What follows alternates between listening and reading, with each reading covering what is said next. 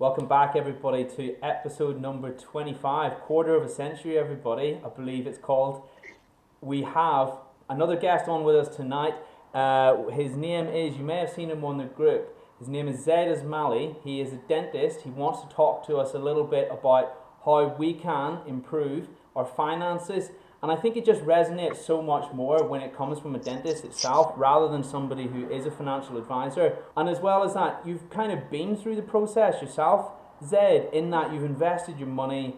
By the sounds of it, it's something that's similar to what I do. So it's pretty much by the book in that sense, in that it's a lot of these established methods which can increase your money over time if you play it right and if you go into it with the right expectations.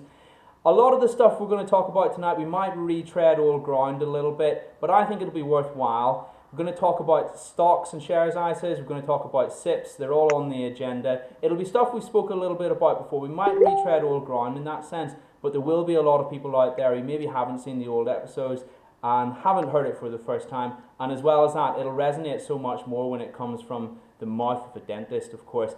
Zaid, how are you this evening? Thanks so much for coming on the show. Yeah, very well, thank you, James. I'm glad for being on. Thanks for having me on, and I feel like it's the least I can do to pay back for all the hard work that you've been putting into it as well. So yeah, no, thanks for having me on. Oh, my pleasure, mate. My pleasure. And to hear you say that makes me feel like I'm doing a good job at least. And no, you definitely are. I'm ingratiated to you, and I'm actually ingratiated to everybody that's listening as well, because I just really didn't think that this was going to get to the size that it has done. It's pretty crazy. It's still sinking in. So thanks everybody who's listening. So Zaid, I know that you do a little bit of investing. For people who don't necessarily know you on the group, would you be happy to do a little bit of an intro and tell everyone who you are? Yeah, sure. I'm a specialist orthodontist down in the southeast. I graduated about 13 years ago now, which seems scary to say. But I, like probably most people part of your group, will listen to your podcasts. I mean, for the first 11, 12 years of my career, I was completely financially illiterate. I set up the old ISA, put a bit of money in there, wasn't really paying attention to what I was doing, and you know, every time I was involved in the stock market, it was always the odd tip that you hear from a friend. Oh, you should invest in this, and every time I lost money on it. So at that point, I was like, look, this is not for me. And then so set up an ISA about 5-6 years ago. I just randomly put it into Vanguard Life Strategy. I picked 60%. I didn't actually know what the 60% meant. And then about a year, 2 years ago, I looked at it, I thought, it's done okay. And then a couple of years ago, I received a big tax bill because I was over the annual allowance. And that's when I had to really start thinking about my finances and my situation. And I had to look at the NHS pension side of things and potentially looked at incorporating, becoming a limited company. And that was one of the things that which I've mentioned in the group. I know a few people are sort of in that situation. So I kind of want to talk a little bit about that, a little bit my view. But, you know, once you start opting out of the NHS pension, you've got to then take in charge of your own affairs. And that was when I thought, well, if I'm going to do it, I've got to really read up about this. Essentially, this is my future. And that's what opened the door to this, basically. And that's how I kind of got into the whole thing. In the last year and so, I've been reading a lot of books, obviously found out about the Facebook group and the podcasts and listening to other podcasts and audiobooks and stuff. And when you start listening to these things, a lot of things kind of get repeated. It's kind of the same things that you're hearing over and again. So just want to try and sort of put everything together and make it a bit relevant to dentists as well, really. Absolutely, yeah. And I think that we could probably all stand to learn a lot, because you've kind of learned the hard way. You know, you're from the school of hard knocks. Yeah. You've had this huge tax bill. I'm sure you can't be alone in that, and maybe that caused you to start thinking about how you can do this more cleverly. And you are a dentist yourself, so you've learned this firsthand. So I'm sure there's plenty of knowledge and information and things we stand to learn tonight. You mentioned, we mentioned just before we were chatting off camera about financial independence. Can you just talk a little bit about what that means for you? Yeah, I think it's getting to the point where you kind of work the hours you want to and essentially work whether you want to or not. So you're doing it for the fun of working as opposed to doing it because you have to work to pay the bills. And I think the biggest thing from my side of things is that, you know, I'm an orthodontist, so I have patients that come in and if you can get into that position where you sometimes you can tell you've got a crazy patient coming in and you think, look, actually, if I can dodge seeing this patient, and as opposed to think, oh, no, I should probably treat them because I need the income to cover this bill or whatever. So if you just have if your whole patient list is nice patients that you want to treat because you want to treat them, not because you need to get paid for it, that makes your life so much easier, it makes your life so much stress-free, it makes you enjoy your dentistry. And then you can kind of pick and choose the hours that you work. If you get to the point in life where, like I said, you're working only because you want to work as opposed to needing to work. And for some people, that may be just when you get to retirement. Once you get to the point of retirement, age of retirement, whether it's 67 on the NHS pension or whether it's 57 potentially earlier, or whether it's trying to find a plan and work out actually what age do I want to get to that. The minute now, we're lucky enough to still be at the point where I've still got, potentially 20 years away from that. What can I do to get myself at that level, and how soon can I get there, and what changes do I need to do to be able to, for me to do that? Absolutely. Well, Jazz made a really nice point on the previous podcast, which is that no matter how good a dentist you are, there's some absolutely phenomenal clinicians that I've seen. Their work is incredible, and it really does just take that one patient to really decide they don't like you. And we all know with how things are weighted in the notes, it's heavily in favour of the patient, and they can make your life absolute hell. And there is that completely. There is that slim possibility that you can get struck off and removed from the register because of that. And it happens, it's unlikely, but it happens. And to be able to be a common theme on my page, and a common theme what we talk about is diversifying. So why not apply that logic to your skills and your what do you have to sustain yourself as well? And it's just a really nice way of looking at it. And maybe that just made me realize, or maybe appreciate, what I have, or financial independence. Not that I have financial independence, sorry. Just maybe that I have something, I've got my trading on the side. It made me appreciate it from a whole new light. And it sounds like maybe you've had those thoughts similar as well. Yeah, definitely. And as you know, with our profession, our backs can go. It's very hard working. Every time I'm doing a bit of DIY, I always feel like if I slip or do something to my hands, I'm not going to be able to work. That's always at the back of your head. So to potentially be at the point where you've got a backup, I think is really key. Because we're self-employed, aren't we? And I know that there's sickness cover and things like that, but it's never quite the same if you can just sustain yourself out of something that is totally flexible and on your terms. And maybe if you reached that heralded, pie in the sky financial independence. I mean, wouldn't that just be an incredible place to be, to say, actually, I've got no stress because I'm there already, And I like as well, I like to draw the distinction between financial independence and retirement, because retirement has a certain connotation, doesn't it? Maybe that we're old, we're old codgers. I don't know. I don't mean to offend anybody who's listening. I'm not saying I think that. I'm just saying that perhaps that word. Your words, not mine. Perhaps other people have said this. I personally don't think that. But there is that connotation, so we say. And financial independence and retirement, it's maybe a more poetic way of saying the same thing, and it means that it is more accessible, or it resonates more with people of all ages. And why not aim for something like that, which is so magnificent and gives you the ultimate thing back, the ultimate thing that you possess, which is your time. But anyway, I'm not going to bang on too much. I'm not going to bang too much, because this podcast is about Zaid, of course. Zaid, I also wanted to ask you just the very, very fundamentals of starting to think about your money, a SIP and an ISA. We've talked about these before in other episodes, but like I said, I just think it hits home so much more when it comes from a dentist himself. If you just like to explain a little bit about them.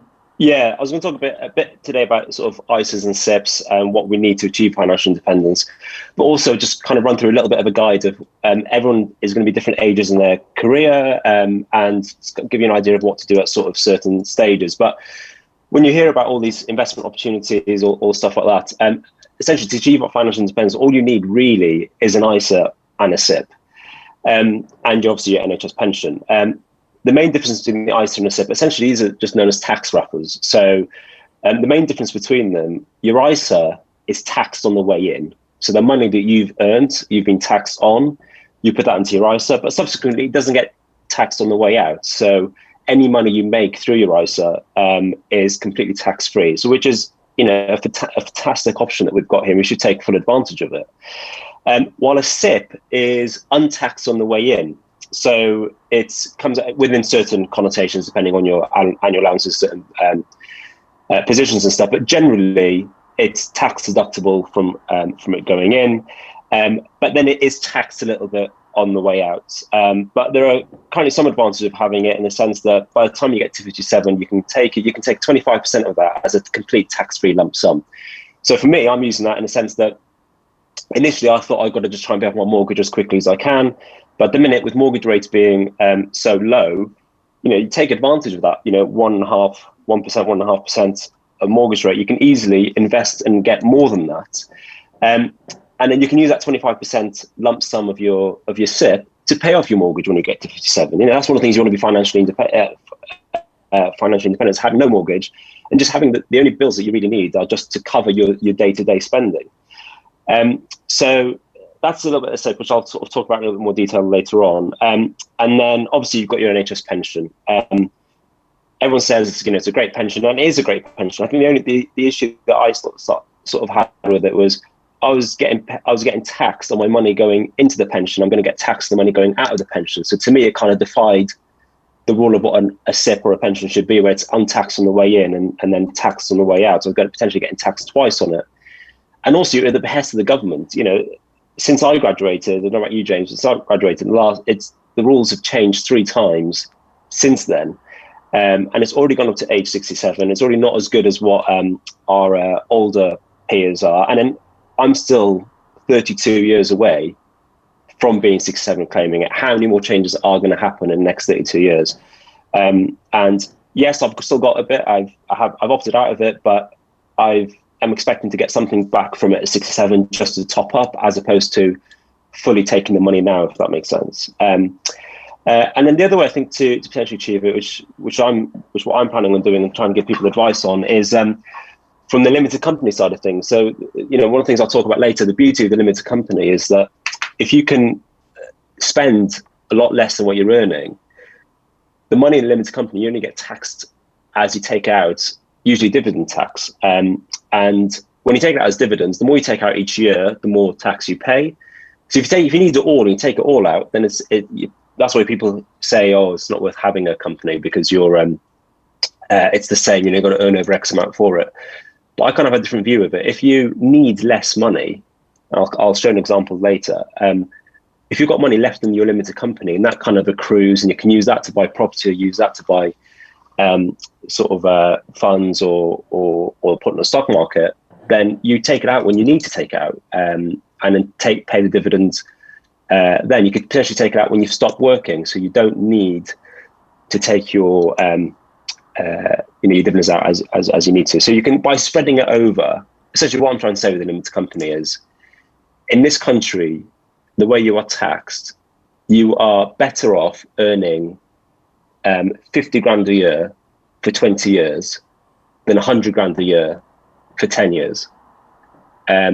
So even though in the long term it's about, it's the same, it's split because you're getting taxed a lot more. You've got the tax thresholds, if that makes sense. So having a limited company allows you to do that, allows you to pay yourself less, but then have money in the company to pay yourself for longer, if that makes sense. It totally does, yeah. And it's what I sense what you were saying as well was it's the money that you can use to invest in the meantime, because the more you can get in there and have it not avoid tax, but have it not be taxed as heavily, then the more capital that you have to grow. And as we know, the power of compounding is exponential with time. Exactly. Brilliant. Yeah. We'll delve into all of that in more detail in just a minute. Zaid, from what you're gathering, if I'm gathering correctly what you're saying there, I think we're going to get a few maybe slightly unconventional opinions tonight, because I know that the received knowledge is to sign up to your NHS pension. And do you know what? That's totally fine, because I'm interested to hear as well, because I'm sure I'll learn a few things as well, in addition to everybody who's listening. But what we should do our due diligence and just say that this information, it is all, of course, not financial advice, and you will like to, of course, do your own research. And we're always going to be speaking broadly, because we can't speak about everybody's individual circumstances. So it's just important to bear that in mind. I'm sure Zaid will agree. Yeah, no, completely. And I think what I want to talk about the NHS pension side of things. Some people I kind of think, oh, I don't want to lose my NHS job. I don't want to get a private job because I'm worried I'm going to lose my NHS pension. I think they're trying to kind of show that there is life outside an NHS pension. And yes, if you're in the NHS pension and you've got it, it is a fantastic pension. It's a pension that will keep on giving until you die. So so that's why I'm not saying everyone should do it. I sought advice. I spoke to a financial advisor to work out my situation and work out what was right for me, and that may not be right for someone else. But what I don't want to do is people just think that, oh, I don't want to go limited company because I lose my NHS pension, or I don't want to get a private job and leave my NHS job because I'll lose my NHS pension. And but also when you ask people, well, what do you get from the NHS pension? A lot of them are like, I don't know. So I think it's that side of it is just to kind of be open to the fact that there is life outside that. Totally, totally. So we've talked about, we will of course flesh all of that out in just a moment. We've talked about investing, and I've talked Yeah, about how investing looks different for different people depending on what yeah, stage of life they're at, things of that nature. I know that, well, off camera we talked about how you wanted to maybe address people who are just starting out in their foundation as a foundation dentist and what investing might look like them versus find someone who's a little older, someone who's been working for a little while longer. Would you like to do that now? Because I think you made some interesting points when I was chatting to you. yeah, sure. So as a young associate, someone who's newly qualified, you're going to be in a situation where you're probably from a money to sort of out expenditures point of view, you're probably the richest you'll be. You don't have kids, you're living in rented accommodation, potentially living with housemates, yet you're earning decent money. And it's really important at this point to kind of try and take advantage of it. And also what we talked about compounding earlier, compounding is massively different if you compound over 10, 20, or potentially even 30 years. So someone newly qualified coming at the age of 23 to 25, 30 years compounding still only gets them to 55, and the difference between compounding at that age makes a massive difference. So just to give you an example of that, for example, £500 a month put into an ISA, if you're getting 10% a year for 30 years, that's £1 million in your ISA. If you did that age of 25, and that's just £500 a month, that's nothing more than that. £1 million to have in your ISA at the age of 55, and if you're getting 10% gains of £1 million, that's 100 grand a year tax free. I mean, that's your financial returns right there. We can stop it, you can move on.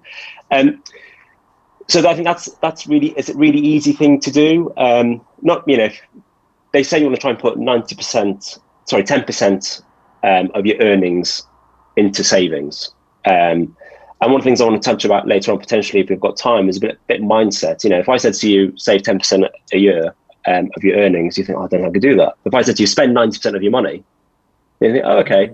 It's the same thing. It's kind of how you get your head around things. I think the other important thing to do as a young dentist, which really helped me in my position, I think the days of just your run-of-the-mill NHS being a successful dentist, family dentist, I think that they're time limited. So I think when you're young, you need to invest in yourself. And I did that through specialist training. I did that through my postgrad courses, and I'm really thankful for it. I think it's very easy to qualify after VT or foundation training, and then suddenly just find yourself an associate job and you think, wow, I'm earning this much money, brilliant.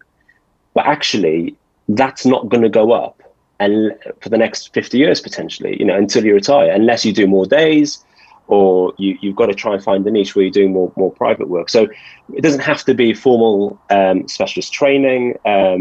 Finding your own niche and doing something, I think, is really important. Investing in yourself, first of all, courses, because it's much easier to do that when you're at that age than you are when you're sort of 30, 35 and you've got a big mortgage and kids to go back and do that training. Can I just interject there? I mean, Yeah, maybe if I mean it tends to be there tends to be a recurring theme as over time as dentists get paid less and less, and look at the yeah, derisory 1% increase to NHS staff recently. I think yeah, in real terms, realistically, I can't see it getting higher. So whilst it might be 10 years down the line, your average associate NHS is earning 60k. That's probably a fairly average wage for an NHS yeah, associate. Will they yeah, will they actually earn any more money in real, like if you think about it in real terms once inflation's chucked in there? it's probably going to be No, I less. agree with You know, it's probably you. going to be less. Yeah, no, I agree that, and you can sort of see that from it's been sort of 60K since I graduated. It's £10 a UDA was what was touted when I was graduating 12 years ago, and also if you think about it, if you that's 60K for the average dentist. When I graduated, most dentists were comfortably in the 40% tax bracket. But actually, that tax bracket has been increased in the sense that actually only 10 grand of it, you get taxed at 20% up to 50,000. I think that was about 30,000 back, 10 years ago. So I think that shows by the tax brackets going up with inflation, that the dentist earnings actually haven't changed that much. So unless you're doing anything to increase your private income or have anything, a bit more niche that you do, I think that's going to stay the same going forward. And the only way you're going to do more than that is by working extra days. But that kind of goes beyond what we're talking about with financial independence. Yeah, Does that make definitely. sense? Yeah, no, totally, it does. Essentially, you were going to say some more there before I interjected as well. Yeah, so I was going to say, so when you're at that age, putting some money aside into an ISA. If you don't know about, you don't have to do the trading to get that money in. Most funds, most index funds, whether passive funds or active funds, you're going to, on average, you're going to gain about 10%, between sort of 8 and 12% a year on that. So even if and that's kind of the set and forget strategy. You put it in there, you leave it in there, you just keep putting it in, rolling it over. You don't have to go into full-on trading mode to achieve those gains. So for the people who aren't interested in doing that and looking at the stock market and looking at how to trade and what have you, then it's there's no reason why anyone can't do that.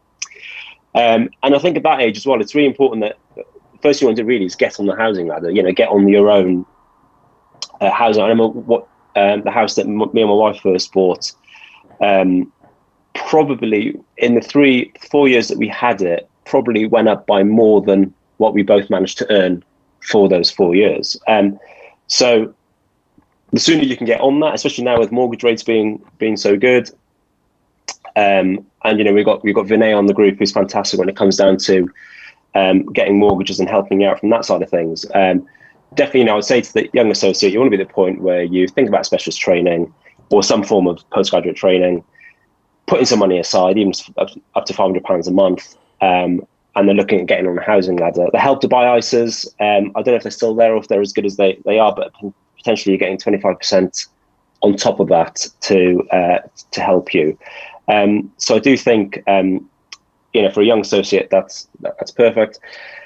And as you kind of move on through your sort of career, when you become a bit more of an established associate, where you're doing a bit more private work, you're possibly doing a little bit less NHS, you've got more income, and you've got potentially more income to invest, as well as you might be going over that £20,000 a year on your ISA.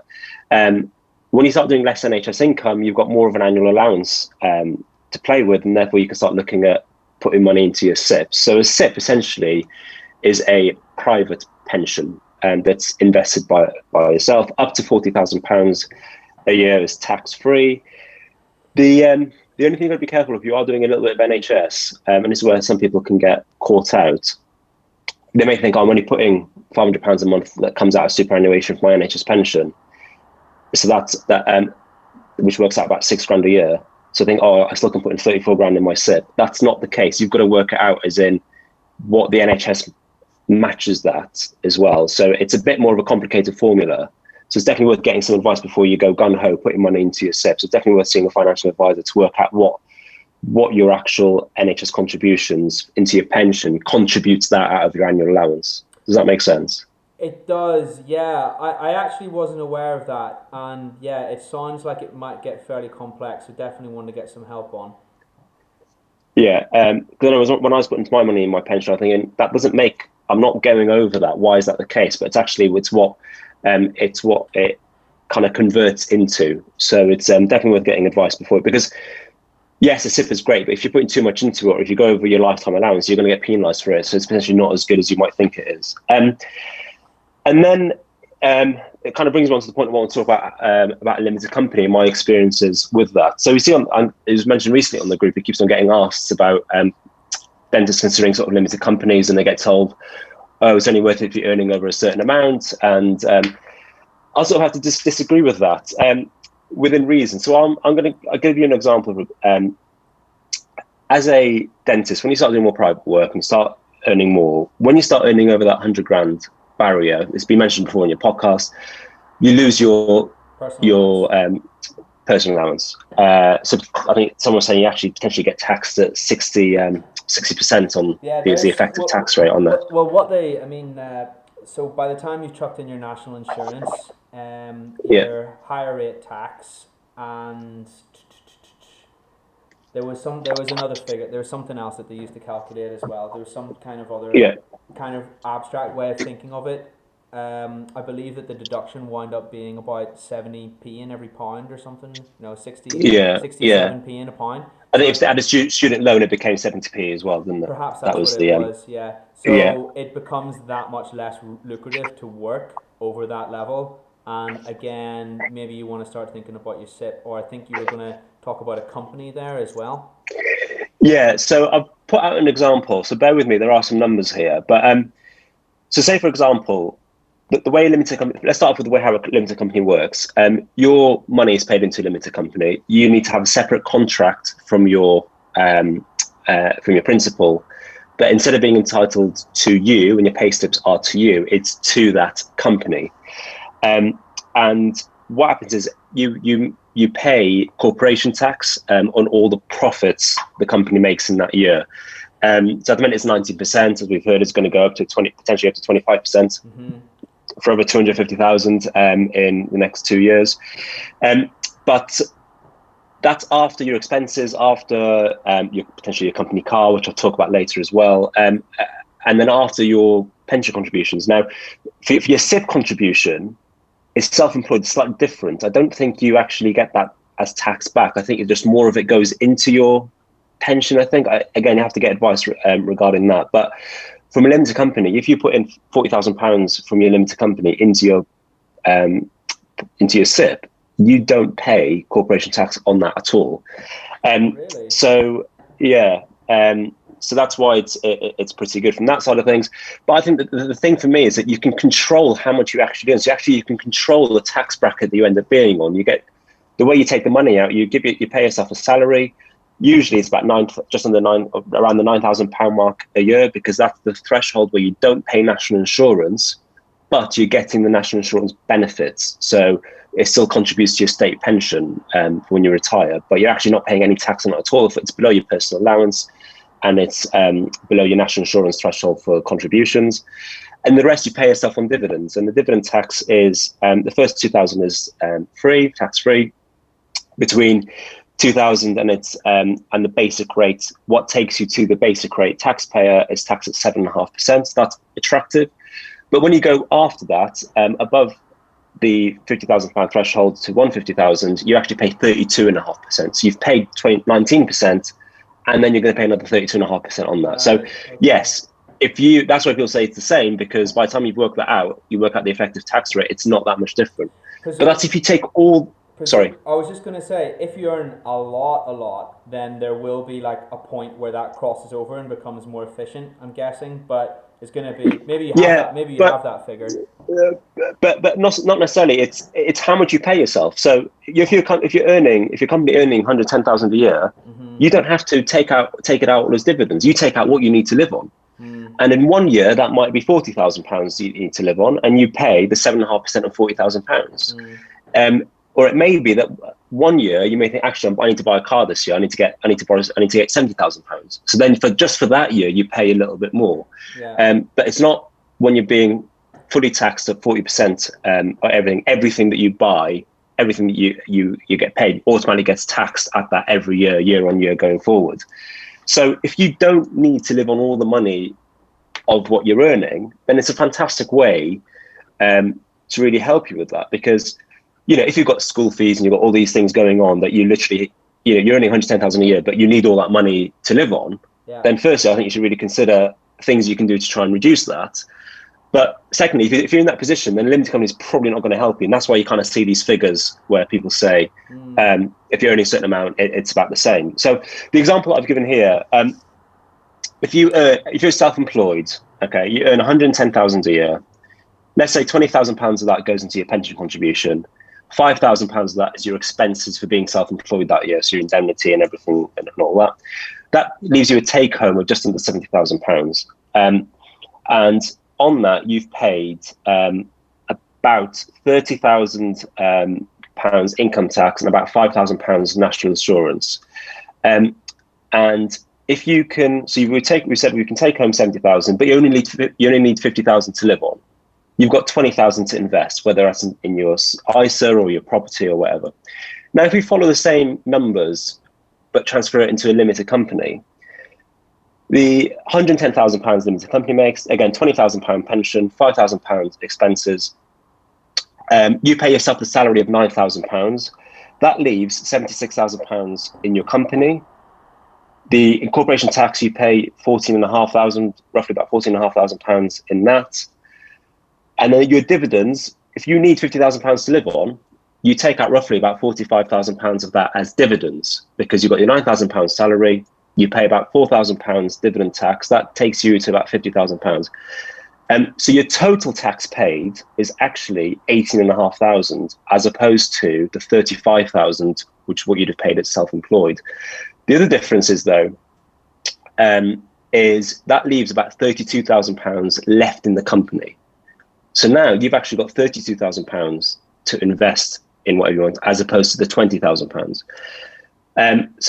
So actually, if you wanted to use it to buy property, you've had your property podcast in the past where saying the way the rules are, you're probably better off buying a buy-to-let through a property because of the tax savings you can make.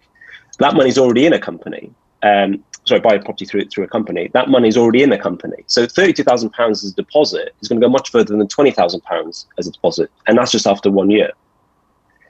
The difference being a couple of things. One, if you were going to take out all that money that was left over in the company, the £76,000 in the company, you would actually end up paying as much tax as what you would have done if you were self-employed. And actually probably a little bit worse off just by roughly about £1,000 when you work out your dividends and your so I know there's a lot of things to try and get your head around, but so the advantage for me is that if you can leave that money in the company, £32,000 left in the company each year, you can invest in property, you can invest in stocks and shares, and the way to look at it is, after 15 years of doing that, you've got, and if you decide to actually not do anything with it at all, not even invest a penny of it, so you're getting zero gains, you've got £400,000 roughly in that company. So in 15 years, you can keep paying yourself a £50,000 dividend a year for another 8 years. So you've worked 15 years, you can stop working in 15 years, but still pay yourself for another 8 years by using the money in the company, and that's if it's grown by zero. Right. Does that make sense? It does, yeah. So you're money boxing the money that's in the company without investing in anything at all. Yeah. But obviously, if you are going to invest it and you're going to compound that, that's going to give you more years you can pay yourself a dividend without for longer, and that's actually not actually working. Does that make sense? It does, yeah. So maybe the received knowledge, or the thing that's chucked around a lot, is that a limited company becomes that much more efficient when you're a higher rate taxpayer. But your point is that it's actually, if you take into account the things that you said, even before it gets to that point, it's actually useful. It's useful if you don't need all the money to live on. Yes, of course. Yeah, fair enough. So if you can live on, for example, if you can live on 50,000, but your company's getting 110,000, then it's really useful. If you need that full 110,000, then the limited company is not worth it. Totally. But then, to be fair, if you need all that money, you're not going to have any money left over to put into your ISA or to invest in any way whatsoever. So I think that side of it, I think it's important. I think people just throw it away by going, you can't do it because of this or whatever. But I think that's just really important to note down. I'm more than happy to kind of put those figures on one of the Facebook groups so people can actually see those numbers, as opposed to me reeling it off that would be really cool. on here. Yeah, definitely. Yeah, and also I think you can work it out yourself. There's lots of a dividend calculators on the internet. There's lots of self-employed income calculators. You can put your income in there. It will tell you how much you pay, how much tax you pay, how much insurance you pay. Self-employed, they'll do the same thing. with your dividends, so you can kind of work it out from there. Here's a question for you. Stocks and shares Yeah. ISA versus SIP. So you said that you can pay into your SIP from your limited company. Can you pay into your stocks and shares ISA from your limited company? No, you can't. So that's the slide. So Right, that's, okay. Something yeah. to consider. So actually, if you're not a limited company, then you're better off just putting your money into an ISA, because an ISA is a fantastic way of doing it because you don't get taxed on it on the way out, but it's been taxed on the way in. Yeah. You've been taxed 40% on that money that you're potentially investing for it to go in. While a SIP, you've actually had tax breaks from putting into your SIP. Yeah. But you would get taxed on the way out of the SIP. And then the other advantage is sort of a limited company. So what's, the purchase of a company car. So at the minute, I've got one place of work. I can't claim petrol or any form of vehicle expenses to my one place of work. If I was locuming, if I worked in multiple practices, then you've got a scope to do that.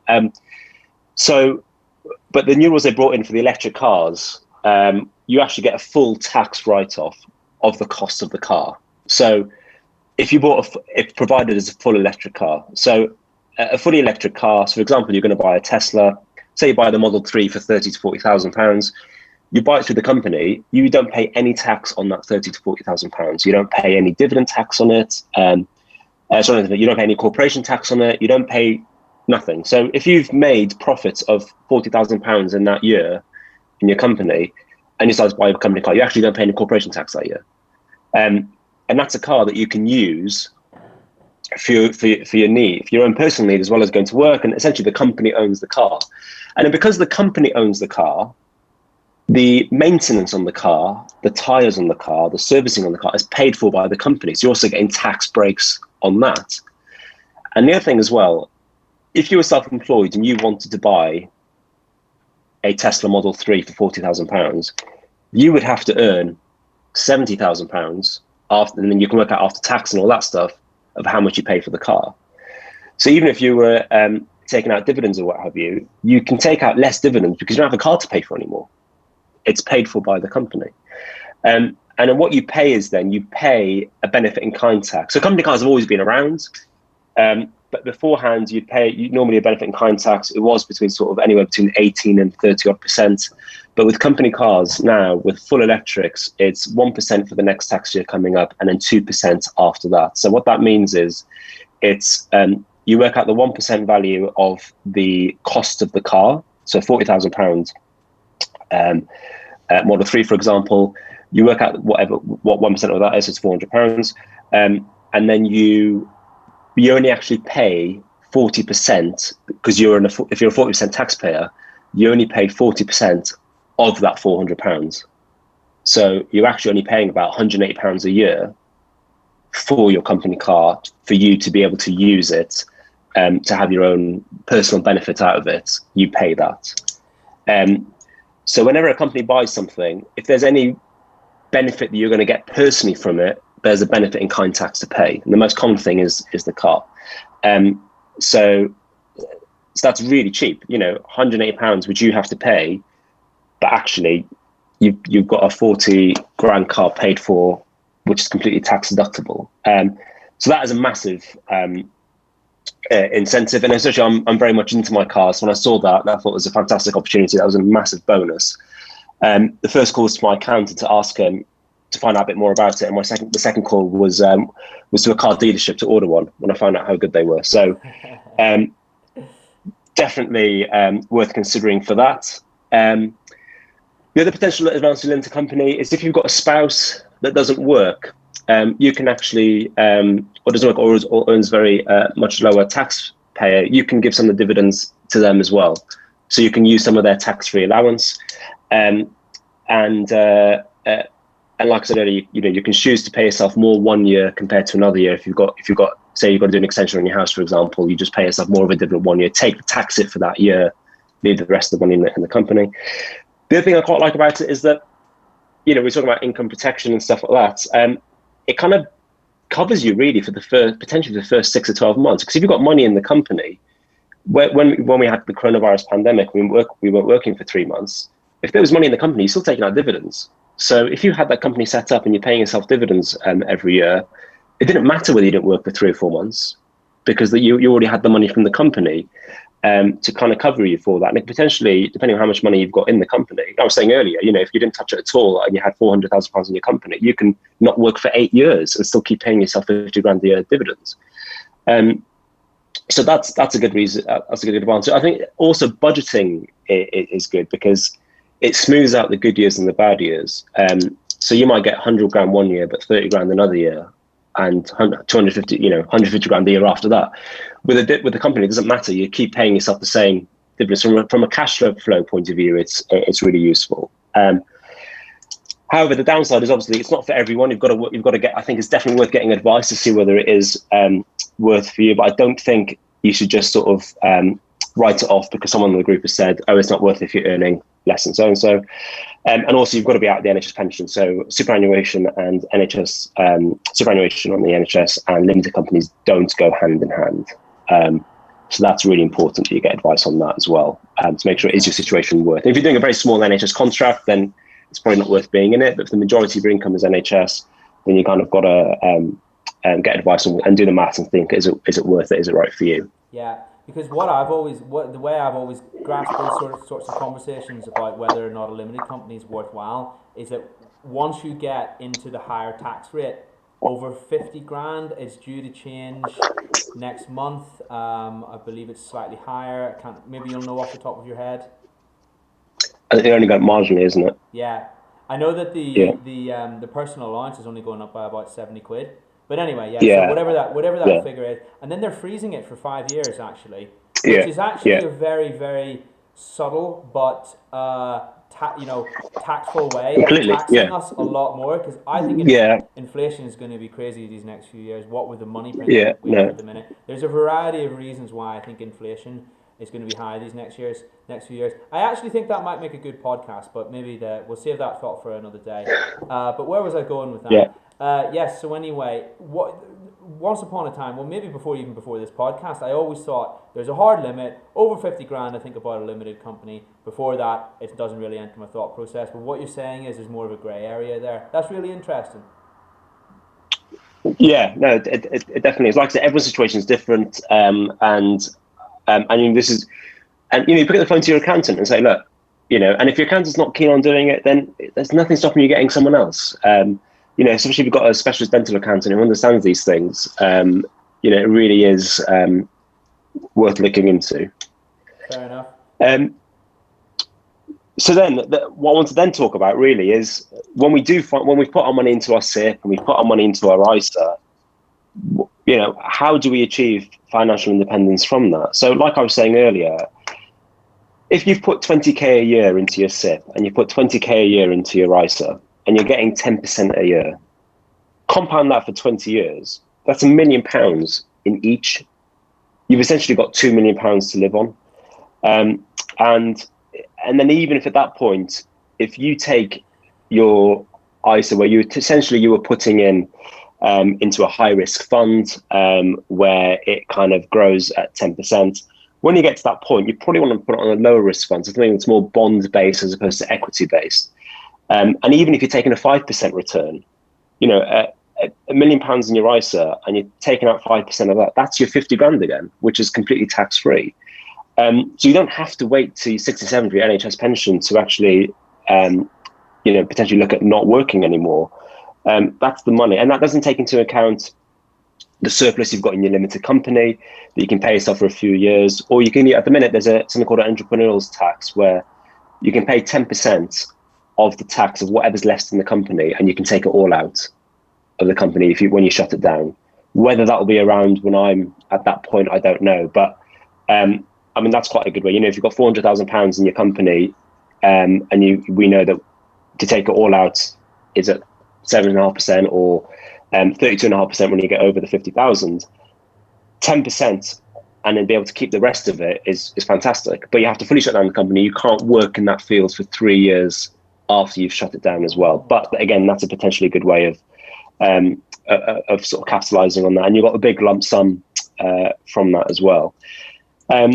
So yes, you can easily live off your ISA. You can. So if you did this, you put £20,000 a year when you're 25, let it compound for 20 years. You can get to 45, and you've got £1 million in your ISA. You can use your ISA to live on till your SIP. Able to take money out of your SIP, which is at 57. And then you can keep that going until you get to 67, when you can take out your NHS pension and your state pension. So you're kind of doing things to tie yourselves over. The other good thing about the a SIP in comparison to a NHS pension, the returns you get on NHS pension are fantastic. The best pension you'll ever get. But you can't, you get taxed at a normal income tax. So if you've got a really good NHS pension, you're going to be paying 40% on a lot of that income. While with a SIP, once you've taken out your 25% tax-free lump sum, the rest of the money you've got in your SIP, you can kind of drip feed it. You don't have to take it every year. You can just kind of take enough just to keep you under that threshold, because you get taxed and income tax on it. And then the money you don't use, I think it's quite beneficial when it comes down to inheritance tax, passing on to your kids as well. So again, people need to look at and get advice on that. But I know that is an advantage as well regarding that. Savings, when you think about savings and investing and stuff, some people think it's quite a boring thing to do. But actually, when you kind of do the maths and try and work out at what age you can potentially think at not potentially packing it in, well, pack it in if you hate the job, but cutting down to the days that you want to do, it actually potentially quite exciting, really, when you think that you don't have to wait till 67. I mean, that was the depressing thing from the NHS pension side of things. Like, God, I've got to keep on working till I get to 67. What if I die at 68? I've paid all this money and then I've only had 1 year of pension. So being in a position where you can kind of control and easily limit your days or your hours, or be a bit more in charge on what you want to do. That is my major grievance with a pension, or some pensions, that you have to wait till a certain age to get them out. Do you know what I mean? Yeah. And it's all's well and good if you do live to that age and whatever. You have a long, happy life after that. But what if you spend all this money and you don't actually get your hands on it? This money's stuck in Neverland and you never actually get it. And the NHS pension is not something that you can pass on to your grandkids as well. A SIP is slightly different because you can do that. I'm not saying that one is right and one is wrong. I'm just saying that maybe there's a little bit more to it, and there's more opinions out there and more things to consider. Just as you were about to say. Sorry to cut in. Yeah, no, I completely agree. And I think, to max out your NHS pension, you've got to keep on working in the NHS at that rate that you're doing up until the age of 67. And I think for a lot of us, that's not something that we want to do. So yes, by all means, it's there, but you don't have to worry about, if you opt out when you're 40, you've put in half the amount of years you were going to put in, you're still going to get something back at 67. But it gives the opportunity that, okay, you're going to get possibly not enough to live on, but that's where your SIP comes in. You can top that up. That's where your ISA comes in. You can top that up. So you still have a comfortable lifestyle from that. And then, but have the advantage of potentially having that lifestyle 10 years earlier than 67. There's a guy I play golf with. He was a fireman, joined at 20, retired at 50. He's 80 next year. So he's like, I get to 80, I've retired for as long as I've worked. But we're not going to be in that situation, So, especially from a government pension, because these are the rules changing every time. So I think that was my sort of issue with it. You're kind of tied down a little bit regarding that. Hey guys, just jumping in here to let you know that concludes this episode of the podcast. Zaid and I wound up talking for so long that we thought it would be better off split into 2 separate episodes. The next episode will focus on the topic of trading and will be released in the usual places over the next few days. Speak soon.